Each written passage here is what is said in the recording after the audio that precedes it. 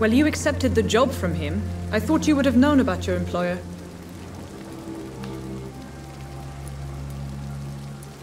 Apologies, I've only just met him the once. This is sudden. I've only just returned to England.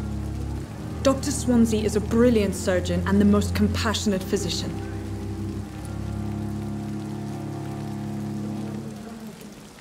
It's right to assume Dr. Swansea knows far more about me than I do about him. You'll get to know him soon enough, and better than me. The administrator has better things to do than mix with us.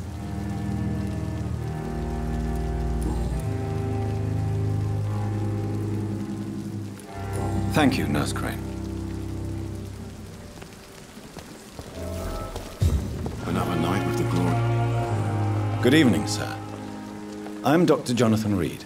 I'm new here. I've already heard about you, Dr. Reed. I'm Milton Hooks, the ambulance driver for this shithole of a hospital. That's quite a blunt introduction, Mr. Hooks. You can call me Milton. I like to speak my mind, Dr. Reed. Perk of the job. Don't judge me, and I won't judge you. I'm not sure I understand what you're talking about. Well, I'm no doctor, but I'm pretty sure a gun can't be used as a surgical instrument. You have a keen eye. I learned to shoot during the war, and have carried one ever since. Old habits die hard. No need to explain, Dr. Reed. And if you ever need a better gun, remember, I may have something for you. How is the situation around here? You want to hear the situation is all right? It's fucking awful. We lack everything, and it's getting worse every day. Are you really smuggling weapons through the hospital? And why not? I've already been attacked by patients, you know. And by gang members willing to steal my money. But you're not defending yourself. You're selling guns to civilians. You keep people alive your own way, Doctor. I offer them another way to protect their health. So what do you do exactly in this hospital? Apart from smuggling guns, I mean. I've been an ambulance driver since... too long, I guess. I bring sick people here night and day. It's a dirty job, but I get it done. Most of the time.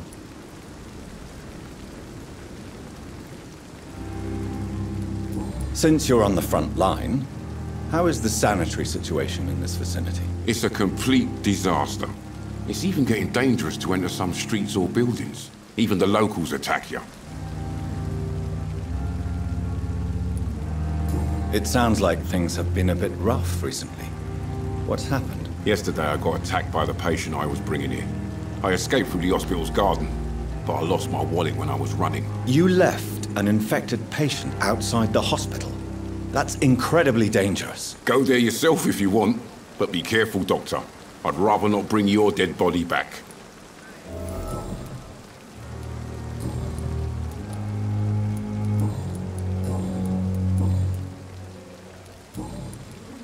I'd like to... Wise choice, Doctor.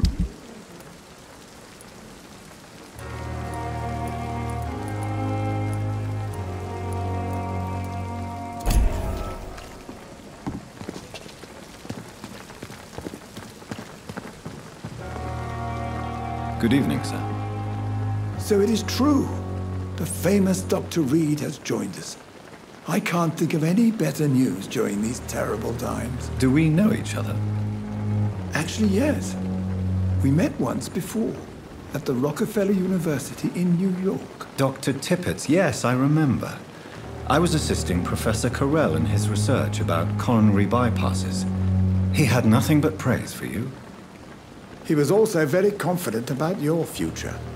And look at you now. Eminent surgeon and blood transfusion specialist. What is the Pembroke Hospital situation? And please, speak freely. This hospital is not exactly the best of London. I'm sure you are used to working in a better environment. It's more than enough. In any case, the personnel of a hospital are much more important to me than the building. Don't be misled by appearances, Dr. Reed. This hospital does not lack talented people. It just lacks hope. What can you tell me about the staff in the hospital? Some are really good, and others are not so good. But during this troubled period, there is no time for slander. I prefer to focus on the positive character traits. Tell me more about cherished people, then. Nurse Brannigan is a pearl. She is the most helpful and dedicated nurse I've ever worked with. A clever and cheerful woman. You really seem to admire her skills. I'll go even further. If she was a man, she would be a damn fine practitioner. Any opinion about the management? I don't always agree with Dr. Swansea's reserve, but I must admit he does all he can to keep this facility running during this crisis. Ah, yes, the burden of command. I was fed up with this concept while serving as a medical officer. Don't get me wrong. Swansea's a good administrator. I just wish he would get out of his office now and again.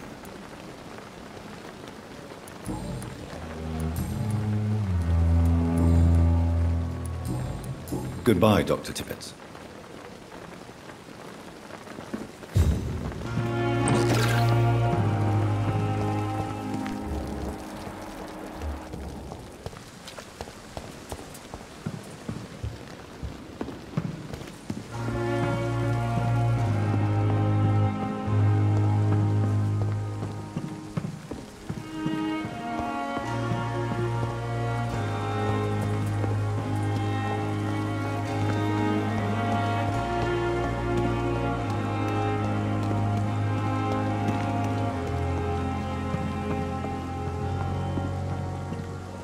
Dr. Swansea is right. This place seems perfect to conduct my research. It's here again. I cannot enter. Good evening, Mr. Hampton. How do you feel? Dr. Reed, is it? Oh, sir, I must apologize for my behavior. What do you mean? I was not myself in the factory. Fear and exhaustion made me say awful things to you, I'm afraid. You remained perfectly nice and polite. A little delirious, perhaps. But who wouldn't be after enduring an abduction? Thank you, Doctor. That's a relief. Now all I need to do is rest and return to my flock. How did you end up in William Bishop's den? I had received alarming news about his recent behavior. I went to his place and he refused to let me go. Why did he abduct you? William was an alcoholic. His addiction suddenly changed to blood. I don't know why. Just like a patient I met here. This Miss Hawcroft. You dared to enter this awful place alone. You're a hero, Mr. Hampton. Or a fool. I'm just a man trying to help his friends, Dr. Reed. William Bishop was a conflicted soul, searching for light. Do you know Tom Watts, the bartender from the Turtle? I met him before I found you in the canning factory. Tom? Yes, of course. Always the helping hand, good old Tom. Without men like him, corruption and despair would have wiped out the East End long ago. People are still in despair. How could it be otherwise? The authorities have left us all to rot in this contagious nightmare.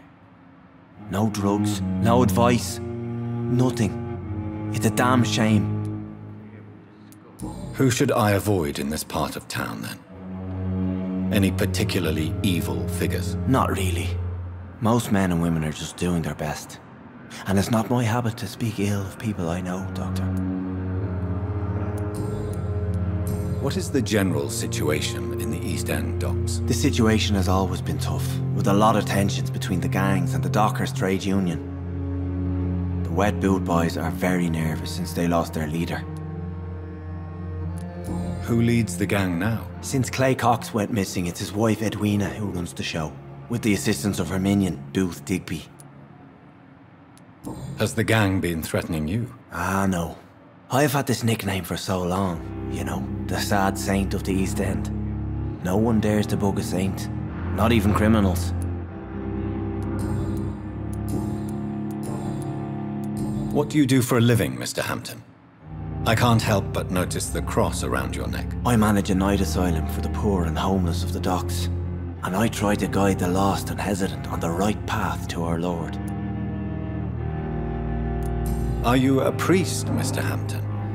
A deacon, maybe? Not at all, Doctor. I'm just a man of faith willing to preach the good word. Why didn't you use your cross against William Bishop? To repel him somehow? That's a very strange question, Doctor. A cross is no magical token, if that's what you were trying to say.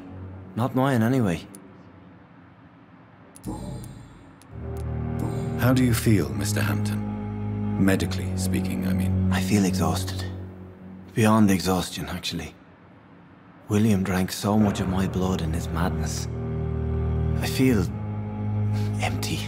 You're in good hands here. Dr. Swansea is well versed in blood transfusion, and I'm sure he'll take the best care of you. Thank you, sir. I believe all I need is rest.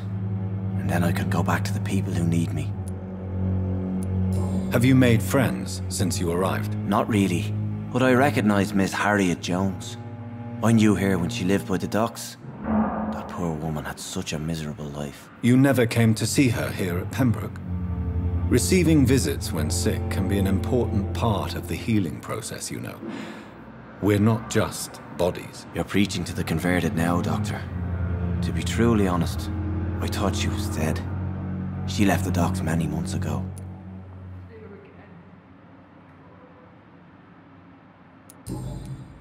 Goodbye, Mr. Hampton. We'll talk again later.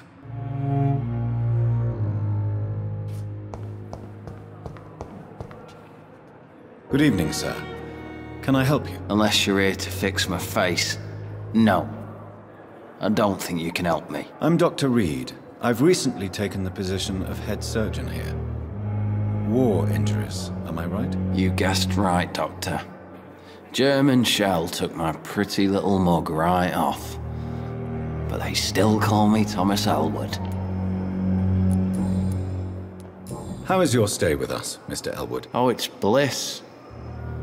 I just escaped death in the trenches to be surrounded again by the moans of the dying. Can I ask you precisely why you're a patient here? It's the pain, sir. The drugs don't work. It just hurts under the scars, if you get my drift. Can I do anything for your pain? Nurses gave me a bunch of pills.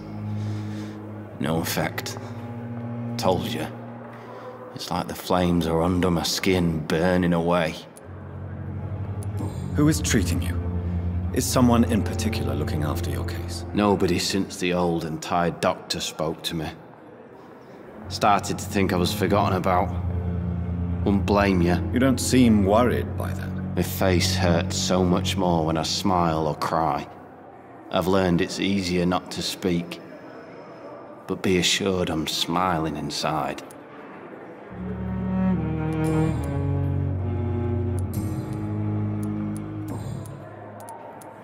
Where were you stationed, sir? Did you serve for long? I really don't want to talk about all this shit. No offense. I was pushing too much. I served in France myself. I just wanted to know what happened to you. You were an officer, weren't you? Then I doubt we fought the same war, sir. No offense. Goodbye for now. Fear and disgust on every street corner. The daily routine.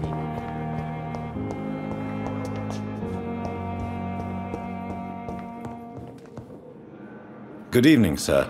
I'm Dr. Reed. I believe we're going to be colleagues. Reed? Yes, I've been informed about your arrival. I'm Waverly Ackroyd.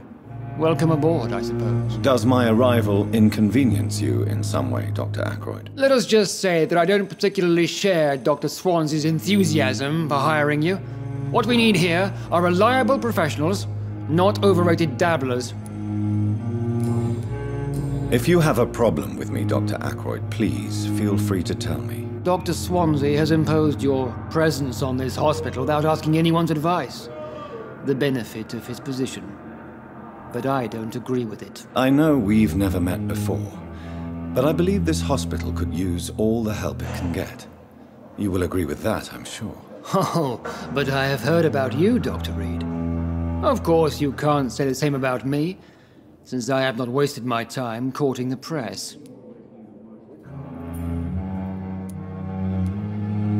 There is no need for such animosity between us. Don't you think the epidemic is already enough to deal with? That is one point we could agree on. And that is precisely why I want to be sure that you will be of help to this hospital, instead of a burden. Since your tenure in this hospital is longer than mine, perhaps you can tell me more about this place. Let's just say I'm tired of the carelessness around me. I have always respected the skills of Dr. Swansea, but over time his enthusiasm has become displaced. Carelessness? Exactly what are you talking about? We're here to save lives.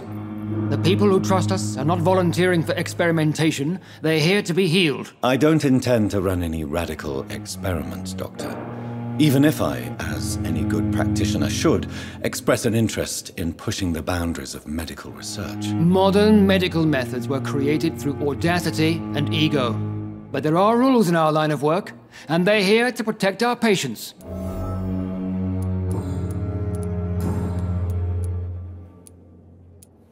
I don't know what you've heard about me, but I have already proved my value as a practitioner. I don't question your skills, Dr. Reed, but your motive. Is it money, fame, or are you truly dedicated? And what exactly is that supposed to mean? I served in the war just like you. But unlike you, I did not use the wounded to play the modern sorcerer. Be careful what you insinuate, Dr. Ackroyd. I only want you to admit you used those men to improve your theories.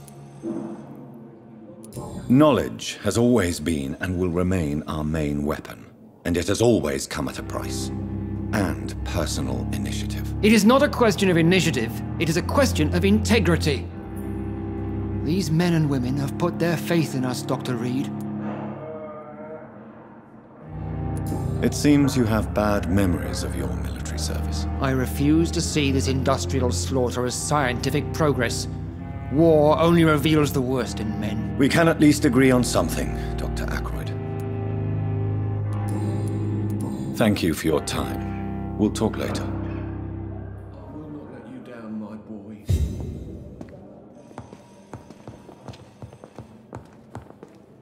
What can I do for you, Doctor?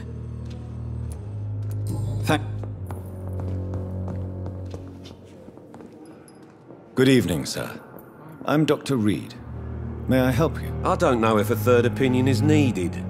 Your colleagues are already arguing about my condition. I see. Would you mind telling me more about your situation? I'm Harvey Fiddick.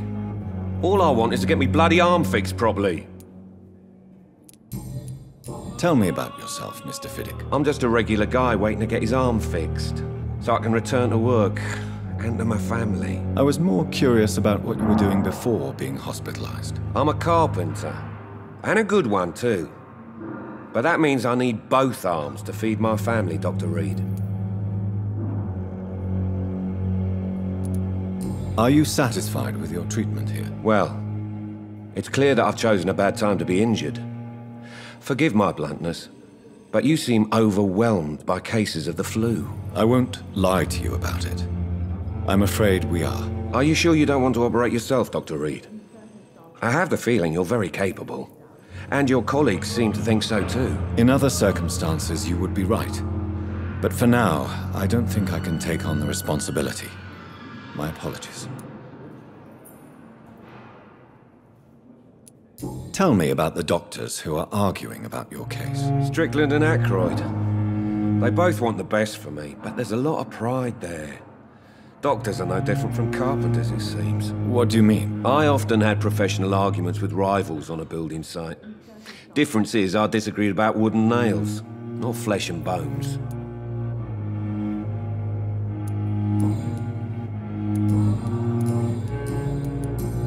Goodbye for now, Mr. Fiddick.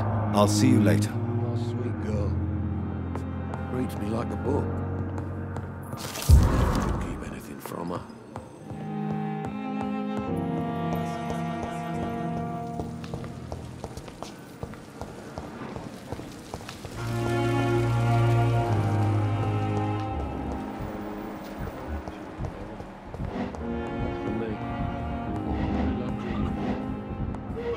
It's locked, all right.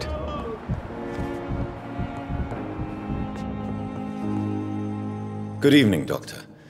I believe we're going to be working together. Dr. Reed. Dr. Swansea informed us of your arrival, but I could not dare to believe we'd have such good fortune. Such an honor, sir. Thank you.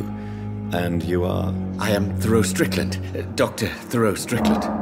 I'm a great admirer of your